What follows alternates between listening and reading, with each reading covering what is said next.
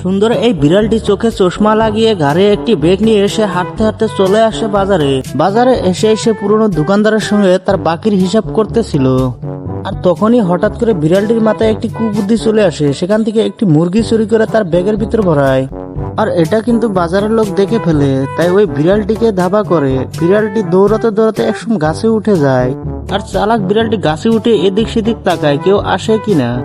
বিড়ালটি ধীরে সুস্থিরে চশমা খুলে গাছের উপর থেকে নিচের দিকে তাকায়, আর তখনই সে দেখতে পায় সেখানে পুলিশ এসে উপস্থিত এবং কি পুলিশের সঙ্গে একটি কুকুরও আসছিল। সেই বিড়ালটি গাছ থেকে নামে আর তখনই তাকে গ্রেফতার করে ফেলে আর পুলিশ ধরে নিয়ে যায়। পরের দিন বিড়ালটির আদালতে বিচার হয়, আর সেখানে জজ ছিল ছাগল।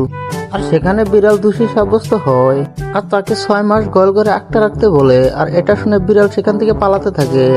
পার্ট 2 ভিডিও দেখতে চাইলে এখনই লাইক সাবস্ক্রাইব করে দাও।